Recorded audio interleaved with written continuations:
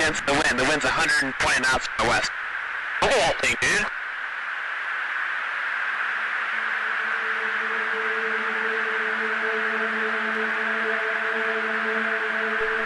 That's not our LNS though, is it? It's not. That is an LNS, dude. Well, if there's like a thing, it's rotating.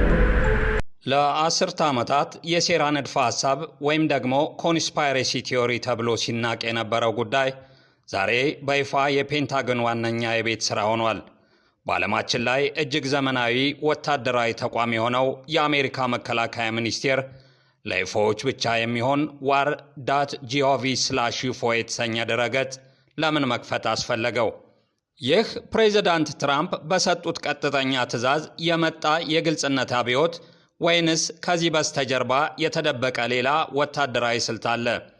ዛሬ በዚህ ድረገጽ ላይ ስለተለቀቁትና ከዚህ ቀደም አይተናቸው ስለማናቃቸው ሚስጥራዊ ቪዲዮዎች እንዲሁም የአየር ላይ ፓይለቶች ሰማይ ላይ ስላጋጠሟቸው ግዙፍና ያልታወቁ አካላት በዝርዝር እንመለከታለን። መረጃዎቹን ስትመለከቱ አንድ ነገር ይገባቸዋል። ዓለማችን ልትቀየር ነው። ፔንታገን war.gov በሚለው ይፋዊ የጦርነት ቀጠና መረጃዎችን በሚያጋራበት ዲፓርትመንት ስር ይፎ ወይም አሁን እንደሚባለው UAP ወይም ደግሞ Unidentified Anomalous Phenomena የሚባል ክፍል ከፍቷል።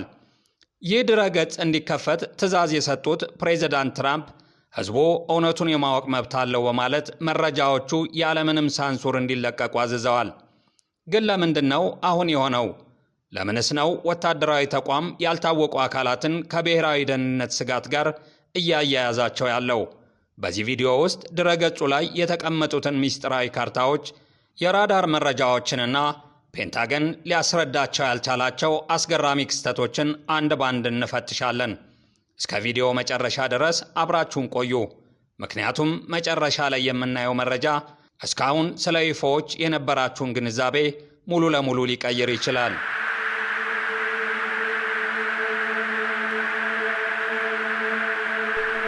That's not our LNS though, is it? It's not. That is an LNS, dude. Well, if there's like a thing, it's rotating. ይህ war.gov/ufo የተሰኘው ድረገጽ ተራ የመረጃ ማከማቻ አይደለም። ይልቁንም ፔንታገን ለዓመታት ከፍተኛ ሚስጥር በሚል ማህተም ቆልፎባቸው የነበሩ ከ160 በላይ ሰነዶች፣ ፎቶዎችና ቪዲዮዎች በአንድ ላይ የተሰበሰቡበት የመረጃ ፈንጅ ነው።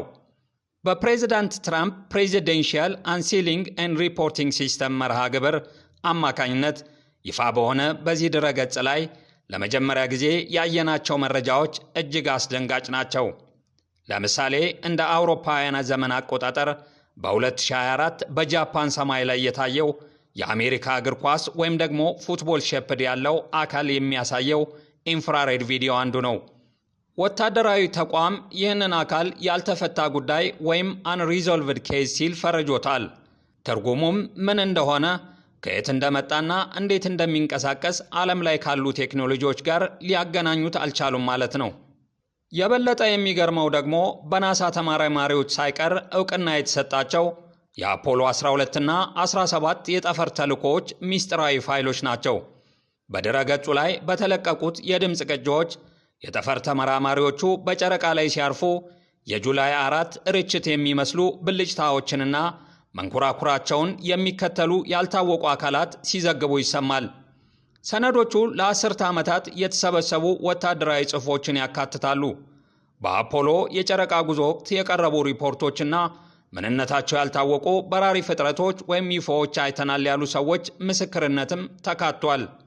በተጨማሪም የአፖሎ 11፣ አፖሎ 12 እና አፖሎ 17 የጠፈር ተመራማሪዎች ሪፖርቶች ለሕዝብ ይፋ ተደርገዋል። በአውሮፓውያኑ ከ1960 እስከ 1970 ድረስ ጨረቃ ላይ የማረፍ ተልእኮ አካል የነበሩ ጠፈርተኞች ያቀረቧቸው ሪፖርቶችንም ያካትታል።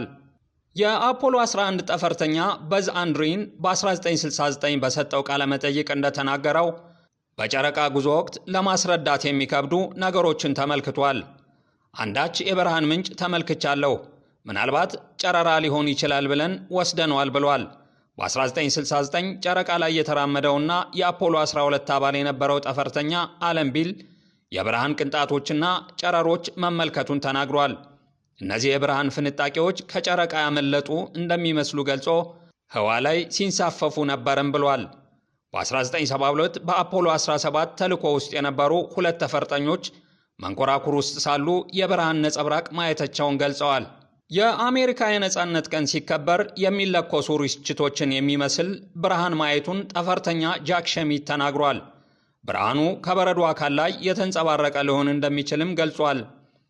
በ1965 በተደረገው ጀሚኒ 7 የህዋ አሰሳ ጠፈርተኛው ፍራንክ ቦማን ምድር ላይ ከሚገኙ ባልደረቦቹ ጋር ይነጋገራል። በትሪሊዮኖች የሚቆጠሩ ጥቃቅን ቅንጣቶችን በመንኮራኩሩ በስተግራ በኩል ማየቱን ለናሳ አስታውቋል። ምንነታቸው ያልታወቁ ነገሮች መመልከቱን ጠፈርተኛው ተናግሯል። ምንነታቸው ያልታወቀ ክስተቶች እንደተመለከቱ የተናገሩ ሰዎች ምስክርነት በሰነዶቹ ተካቷል። በ1957 ኤፍቢአይ ቃለመጠየቅ ያደረገለት ግለሰብ ትልቅ ክብ ተንቀሳቃሽ አካል ከምድር ሲነሳ መመልከቱን ገልጿል። በ1923 በተደረገ ቃለመጠይቅ ደግሞ ከደማቅ ብርሃን የሚወጣ ብረታማ ቁስ ሲንሳፈፍ ማየቱን አንድ አሜሪካዊ አስታውቋል። ከ2022 አንስቶ በመካከለኛው ምስራቅ የተሰማሩ የአሜሪካ ወታደሮች የሰጡት ምስክርነትም በሰነዶቹ ውስጥ ይገኛል። ከኢራቅ፣ ከሶሪያና ከተባበሩት አረብ ኤምሬትስ የተገኙ ተንቀሳቃሽ ምስሎች በፔንታገን ድረገጽ ላይ ምንነታቸው ያልተለየ እንግዳ ክስተቶች በሚል ተቀምጠዋል። በ2022 የተቀረጸ ተንቀሳቃሽ ምስል በትክክል የት እንደሆነ ባልታወቀ የመካከለኛው ምስራቅ አካባቢ ክብ ቅርጽ ያለው ቁስ ከግራ ወደ ቀኝ ሲንቀሳቀስ ያሳያል። ምናልባት ሚሳኤል ሊሆን ይችላል የሚል መግለጫ ከተንቀሳቃሽ ምስሉ ጋር ተያይዞ ይነበባል። ፔንታገን እነዚህ መረጃዎችን የታሪክ አካላት ናቸው ብሎ ከማስቀመጥ ባለፈ አሁን ላይ በሶሪያና በኢራቅ ባሉ የጦር ቀጠናዎች የአሜሪካ ድሮኖችን የሚከታተሉ የብርሃን ኳሶች ወይም ቦልስ ኦፍ ላይት ቪዲዮዎችን ጭምር አካቷል። እነዚህ አካላት ራዳርን የማሳሳትና በከፍተኛ ፍጥነት የመሰወር ችሎታ እንዳላቸው ተገልጿል። የመከላከያ ሚኒስትሩ ፒት ሄግሴስ እንደሚሉት እነዚህ ፋይሎች ለዘመናት ፍትሐዊ ለሆነ ግምት ወይም ደግሞ ጀስቲፋይድ ስፔኩሌሽን መነሻ ሲሆኑ ቆይተዋል።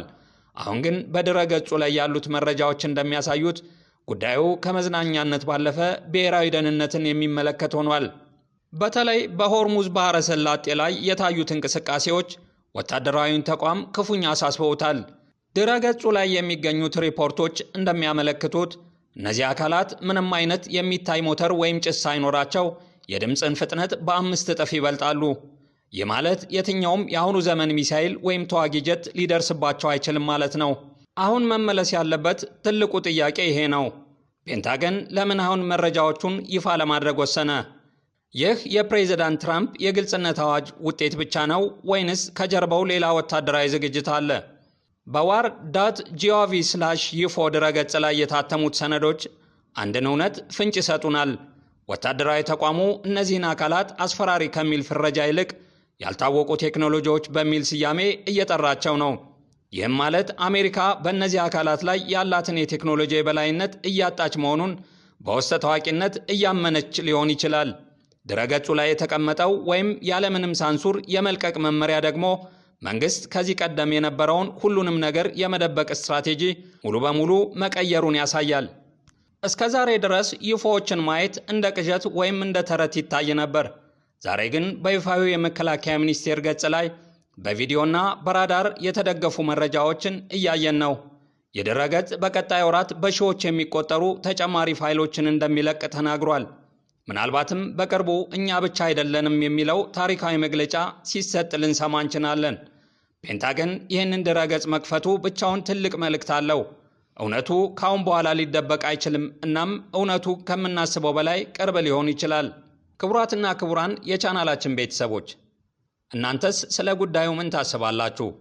ፔንታገን እነዚህን መረጃዎች የለቀቀው ለሕዝቡ እውነቱን ለማሳወቅ ነው ወይስ ሌላ የተሸሸገ አጀንዳ ይኖረው ይሆን? በጨረቃ ላይ የታዩት እነዚህ ብልጭታዎችና በጦርነት ቀጠናዎች ላይ ድሮኖችን የሚከታተሉ የብርሃን ኳሶች ምን ሊሆኑ እንደሚችሉ ያላችሁን ግምት በኮሜንት መስጫ ላይ አጋሩን። ቪዲዮውን ከወደዳችሁት ላይክ በማድረግ ለጓደኞቻችሁ ማጋራታችሁን አትርሱ። እንዲሁም በየቀኑ የሚወጡ አዳዲስና ወቅታዊ ዘገባዎች እንዳያመልጧችሁ ቻናላችንን ሰብስክራይብ በማድረግ የደወል ምልክቷን ተጫኑ። በቀጣይ ቪዲዮ እስከምንገናኝ ቸር ይግጠመን።